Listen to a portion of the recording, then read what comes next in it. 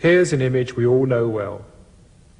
It's an image which is in many ways a symbol of our times.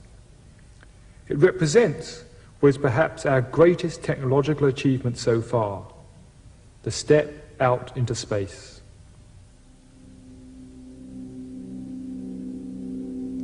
But the picture of our planet also has a far deeper significance. For the first time, we have seen ourselves and the planet from the outside, and the view has changed our feelings about ourselves in an unexpected way. For the early astronauts, the sight of the planet shining in the blackness of space was a profound experience. One of the astronauts who walked on the moon described his view of the Earth as an experience of instant global consciousness. He said, "When you're up there, you're no longer an American citizen or a Russian citizen. Suddenly all those boundaries disappear. You are a planetary citizen." And similar experiences happened to the other astronauts. They saw Earth to be a beautiful, magical-looking planet and came back deeply changed from that experience. Moreover, they became increasingly aware that all was not well back on Earth, and they came back wanting to help in one way or another. The pictures they returned with also had a deep effect on many of us back on Earth. For many people, it's an image which brings forth feelings of wonder and of awe, feelings of connection and of being part of something greater.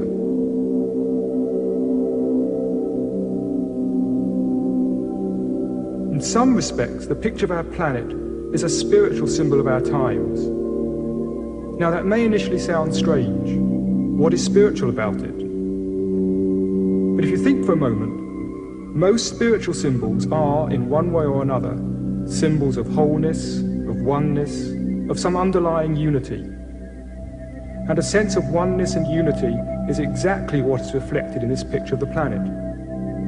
It symbolizes the growing awareness that we are one humanity living on one planet and with one common destiny. This is why the picture of the planet is so powerful, and why it has become such an important symbol for all of those who are concerned about the fate of humanity and creating a better world. And there was another awesome realization which struck some of the early astronauts. Looking back at the Earth, it seemed that maybe the whole planet is a single living organism. Until we took the step out into space, we had only seen the planet from close up. Even when you're 10 miles up in a plane, you're still only seeing a very tiny part of it. In some respects, we could compare ourselves to fleas living on an elephant. Now, being scientific fleas, they've studied the skin, measured how deep it is, looked for the sweaty bits, found the hairy bits, and generally mapped out the elephant. Then, one day, one of these fleas takes a huge leap off, 50 feet away, and looking back at the elephant wonders, could this elephant actually be a living organism in its own right? We have been taking a similar huge leap back. From 100 miles to 1,000 miles, till eventually we see the planet as a single entity. And the question comes, could planet Earth be a single living organism? Now, this is not such a wild dream as you might suppose. A number of scientists are now beginning to take the idea quite seriously. Researchers in both England and America have been looking at some of the long-term changes which have happened to the planet. When, for example, you look at how the temperature of the planet has varied over the whole of its history, you find that it started off very hot, but then cooled rapidly until it reached the crucial range in which life could evolve. From then on, it seems to have remained steady. Now that's strange, because theoretically, it should sooner or later have started rising again, becoming far too hot for life to continue. But it didn't. It stayed constant. What seems to have happened is that the living organisms of the time released the right amounts of the right gases to keep the temperature of the atmosphere constant, at just the right level for life to continue evolving. Now that may sound an amazing coincidence, but it's no more amazing than the fact that our own bodies sweat when we are hot and shiver when we're cold, maintaining ourselves at a constant temperature. The salt content of the sea also shows an interesting degree of self-regulation. Salt is continually washed off the land into the sea, and at such a rate that it would take only 80 million years for the oceans to reach their present concentration. So theoretically, the oceans should by now have become one huge dead sea. But they haven't. In fact, the salt content has remained remarkably steady.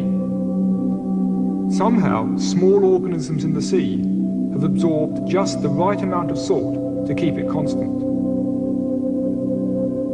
These are just two of many examples which have led scientists to propose that all the living organisms on the planet together function as one huge self-regulating system, a theory known as the Gaia hypothesis, spelled G-A-I-A, after this lady, who is the Greek Earth Mother goddess, Gaia.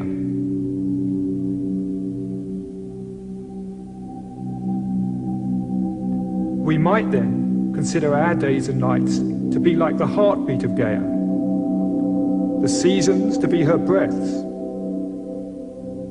the tropical rainforests resemble the lungs, and the oceans are like the circulatory system. So, if the whole planet does behave like a huge living system, what, we might then ask, are we doing here? What is humanity's function in this system? To get some perspective, let's go back and look at how we came to be here, at the whole evolutionary process which has led to us. According to current scientific theory, the universe started with a big bang. Pure energy, light. In the beginning, there was light, something science and religion actually agree upon. Then this energy quickly condensed into electrons and protons, the first elementary particles. And then these very simple particles began combining to form the first simple atoms, which themselves began collecting together to form more complex atoms,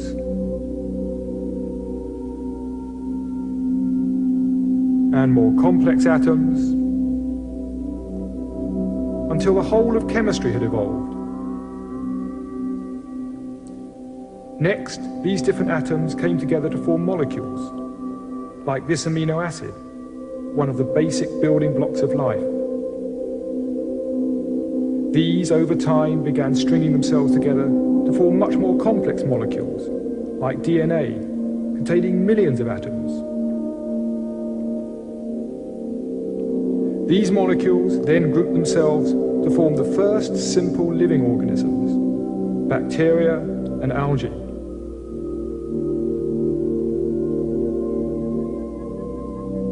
Over time, these too collected together to form multicellular organisms, simple sponges, and the first plants.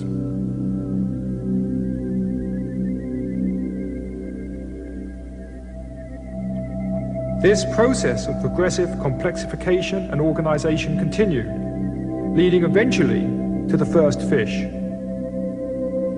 Now, fish represent a very significant stage in evolution. For fish were the first creatures with a skull and a spinal cord, and inside was the delicate nervous system, which now, for the first time in history, was protected by a case of bone. And from then on, the main thrust of evolution has been in the development of the nervous system. As we move on up through evolution, the external changes are very clear. The gills have become lungs, the fins have changed into arms and legs, But the most important changes of all were happening on the inside.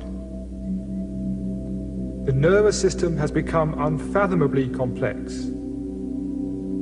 And today, the most complex nervous systems known on this planet are to be found in dolphins and whales.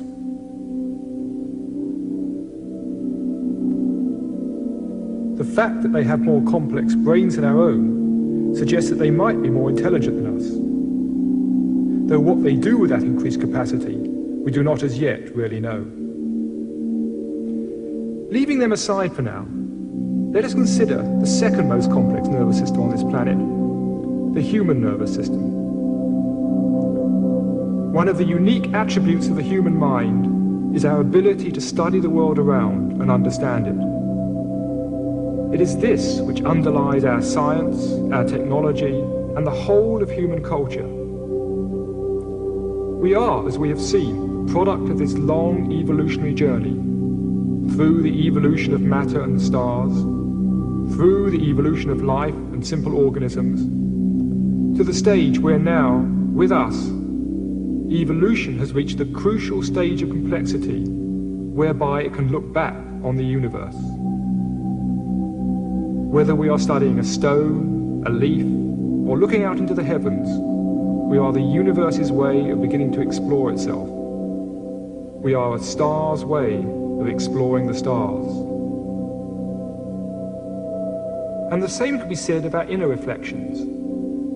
When we turn our attention inwards and begin to explore our own minds and discover deeper levels within ourselves, we are the universe beginning to investigate its inner dimensions.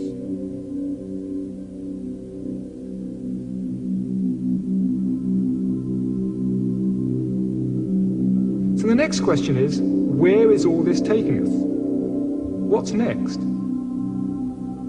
In the long term, over millions of years, we will probably see various physical changes, such as our brains growing even larger. But there are other evolutionary developments happening a lot more quickly. One of the dominant trends of evolution has been a progressive linking of smaller units into larger and larger units. This suggests that the next stage might involve human beings themselves linking together in some way. Indeed, this process has already begun. It's what we call civilization. The organization of the streets in this Danish village is very similar to the way the first multicellular organisms developed in the sea. This is Sun City, Arizona. The pattern here is similar to a growing fetus. And this tendency of people coming together into larger units is also happening at a much higher level. We can see it in the Union of the States in the USA and the USSR, and the coming together of the EEC in Europe. This is the natural drift of evolution, and its end result would seem to be the whole of humanity beginning to function as one single community. As well as this linking at a physical level, we are also beginning to link together at a deeper level. As a result of the information explosion, telecommunications, and the birth of computer networks, we are beginning to exchange information with each other wherever we may be. We are beginning to share our thinking. We are beginning to connect up mentally. We are beginning to link mind to mind. And as we begin to understand each other, an even deeper level of linking is occurring. A linking of soul to soul. We are beginning to appreciate our essential unity and oneness. So the next stage of evolution could be humanity beginning to link together, physically and mentally, beginning to work and function on many different levels as an integrated system.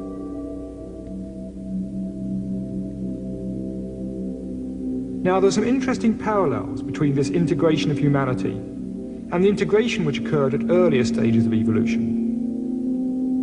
If we go back and consider the emergence of life from matter, we find that the simplest bacteria contain several billion atoms. The figure shown here of 10 billion is only a very approximate figure. Whether it's 2 billion, 5 billion or 20 billion doesn't really matter. But it seems necessary to bring together approximately this number of atoms in order to create the complexity necessary for them to become a living system. Similarly, if we look at the next leap in evolution, the evolution of intelligent consciousness, we find it again takes several billion nerve cells linked together in the human brain to produce the reflective consciousness characteristic of humanity. Though again, the figure is not meant to be exact. Now, if this turns out to be a general principle of evolution, it would suggest that the next stage, the linking of humanity into an integrated system, would involve the working together of a similar number of minds. And indeed, the human population has already reached this level. We might then think of humanity as some sort of huge global brain, a brain in which we are the cells, linked together by our growing information networks. And there are indeed some interesting parallels between the way society is developing and the way the human brain develops.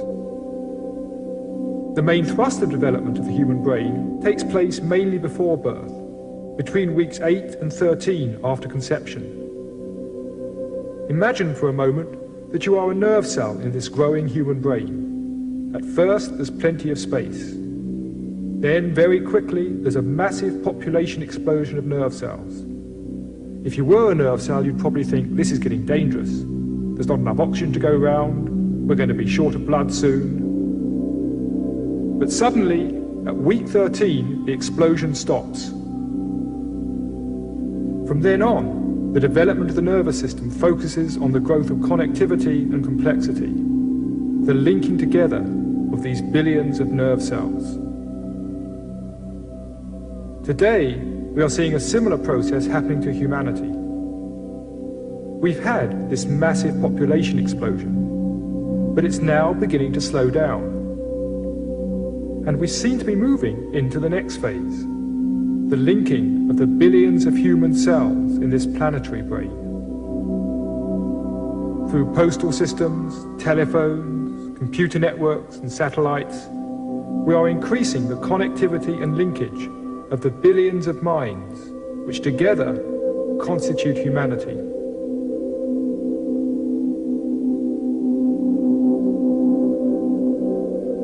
Now, all that I've spoken of so far is the good news.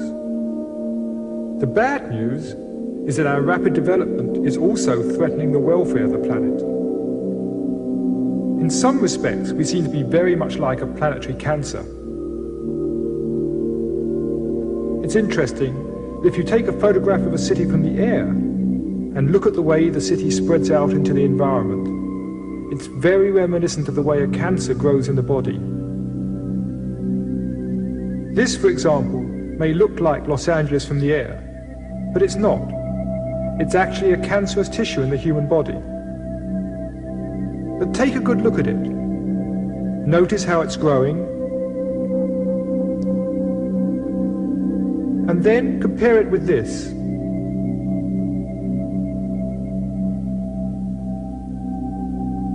Now, the similarity is more than just in appearance. If you go back and look at what causes the cancerous tendency in the individual, and at what causes a similar tendency in society, we find that underneath are very similar principles. Let's look first at why a cell in the body becomes cancerous. In the center of each cell are the genes. They contain the information that keep you functioning as a single living organism, rather than just a bowl of biological soup. Now, if the genes in a cell are disturbed, that cell may become selfish. It may no longer support the system as a whole, but instead go off, doing its own thing, at the expense of the body. In short, it becomes a cancer. Now, when we consider human beings in a community, we are looking at an organization of minds. And the parallel to the genes is to be found at the center of our consciousness. It's that deeper level of inner wisdom, that inner awareness of being much more than we normally experience, a part of something much greater. And when we lose touch with this inner wisdom, we also become like selfish selves, out of touch with the needs of society as a whole, living at the expense of each other. The philosopher Alan Watts referred to this selfish, isolated way of existence as the skin-encapsulated ego. What's inside the skin is me, what's outside the skin is not me. Biologically speaking, this is, of course, true. We are each separate biological individuals. But it is not the whole truth. We are much more than that. We are creatures with an inner life, with an existence that stretches beyond our biological identity. The reason we become stuck in this limited way of seeing ourselves is because the real self, our deepest sense of I, is actually very hard to grasp. Trying to describe that deeper sense of self is very much like trying to describe a hole in a piece of wood. If you ask people to describe a hole such as this, they may start by saying, well, it's a round hole. You say yes. They say it's a wooden hole and it's red. You say, hang on, the hole isn't wood, the hole isn't red. They say, haha, the hole is black. But no, that's the background. And suddenly they're stuck. What's the hole? How do you describe the hole itself without describing its surroundings? In a similar way, it's very difficult to grasp and define our own inner sense of self. Instead, we tend to describe ourselves in terms of what surrounds us. Our many possessions, the roles we play, our social status.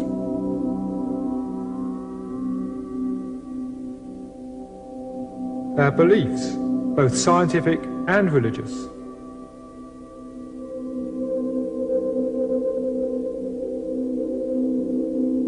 Now, this limited sense of identity may not in itself seem very dangerous, but it does have some far-reaching consequences. It turns out that many of the ways in which we mistreat and abuse the environment stem from our seeing the world as separate from ourselves.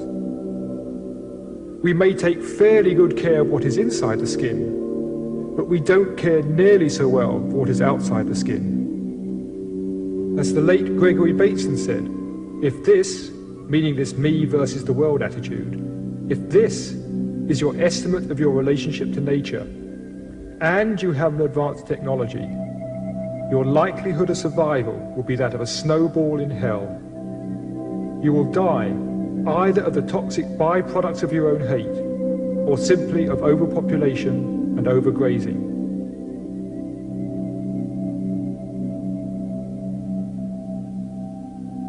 And Bateson went on to say that if I am right, the whole of our thinking of what we are and what other people are has got to be restructured.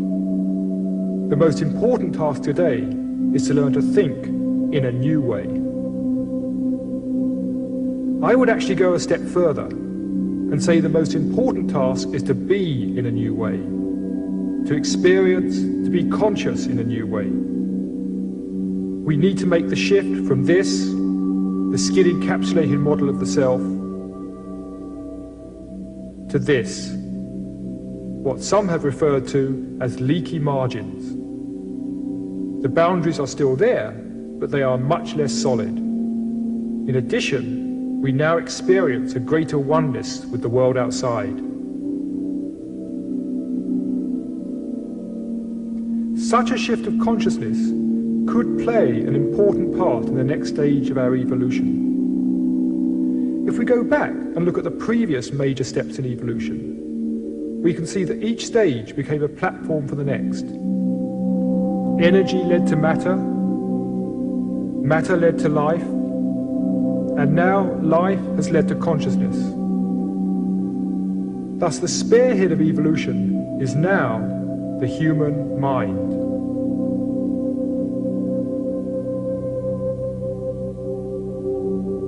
We have moved beyond biological evolution into mental evolution.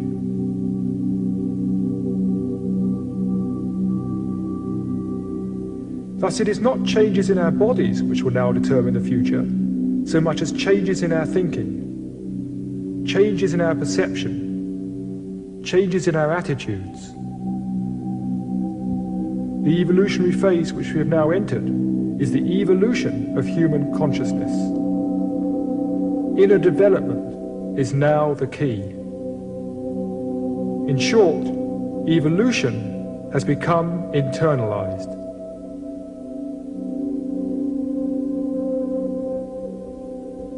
And these changes are happening much faster than we might at first suspect. Recent data shows that inner evolution may soon become very widespread in our society. If we look back at the past distribution of human employment in the West, we see that the major focus for centuries was agriculture. Most people were employed on the land. That continued up until 1900, when a new curve took over: industry. Industrial work became the dominant use of human time. We entered the industrial age. And the industrial age continued until 1975, when a new curve took over: information processing. And we are now very much in the information age.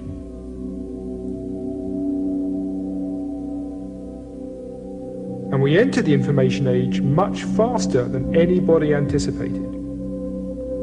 Whereas it took over a century for the Industrial Revolution to have its full effect, the Information Revolution has had a major impact in just 25 years.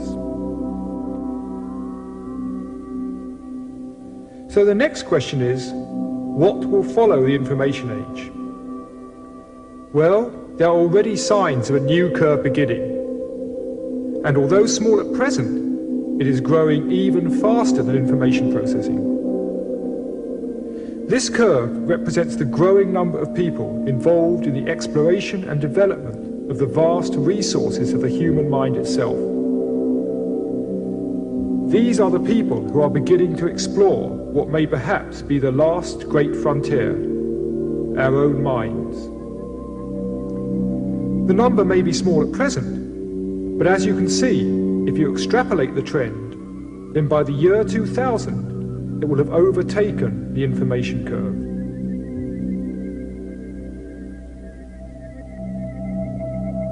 What we would then see is a very major shift in values, as more and more people discover a deeper sense of unity and purpose, and, letting go of their petty, selfish ways, beginning to function more in tune with humanity and the planet as a whole.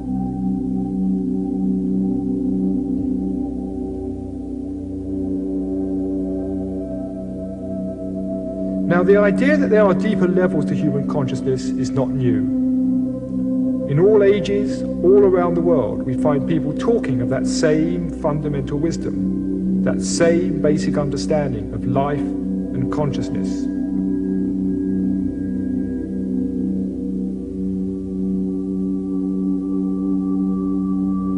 Here I've symbolized these different people at different times by different colored dots. Now, when any particular teacher died, his message was forced to spread by word of mouth or be written down on parchments, with the result that as his ideas began to spread around the world, they inevitably became distorted and absorbed by the culture of the time, with the result that very little now remains of the original wisdom. But today we are in very different circumstances. Firstly, hundreds upon thousands of people are beginning to discover the hidden potentials of the human soul. And secondly, books, tapes, television, computer networks, in short, the whole information revolution, has given us the means to share these discoveries with each other, without the information suffering the distortion and misunderstanding that was inevitable in the past.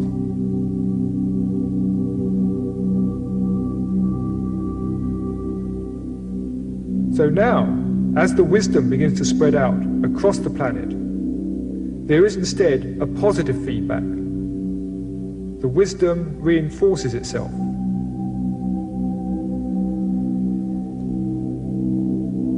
rather than dissolving, the wisdom builds upon itself.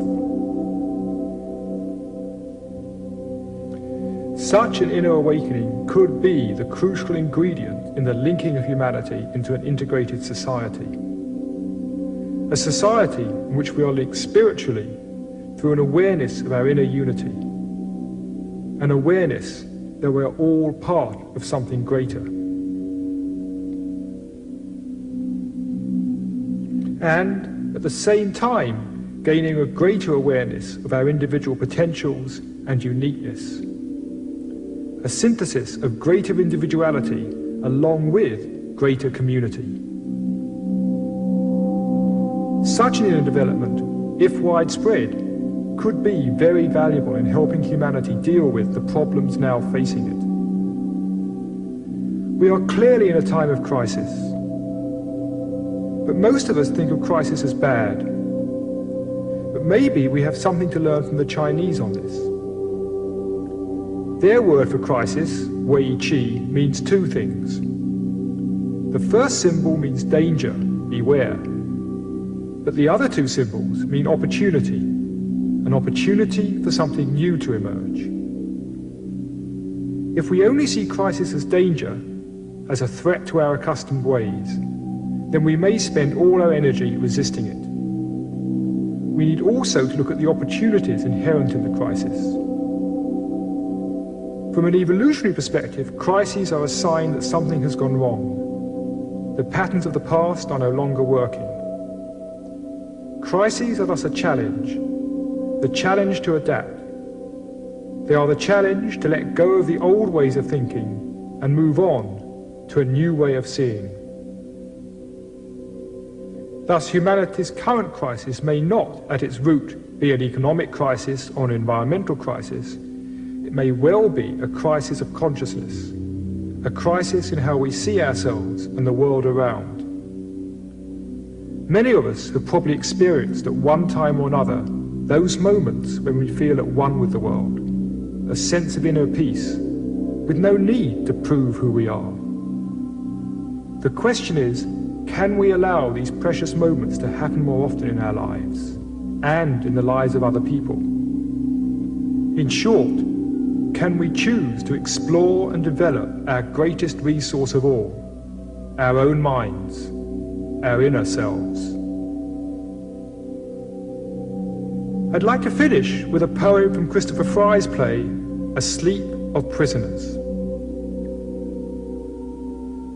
The human heart can go the length of God. Dark and cold we may be, but this is no winter now. The frozen misery of centuries cracks, breaks, begins to move. The thunder is the thunder of the flows, the thaw, the flood, the upstart spring. Thank God our time is now, when wrong comes up to meet us everywhere, never to leave us till we take the greatest stride of soul man ever took. Affairs are now soul-size. The enterprise is exploration into God. But where are you making for? It takes so many thousand years to wake. But will you wake? For pity's sake.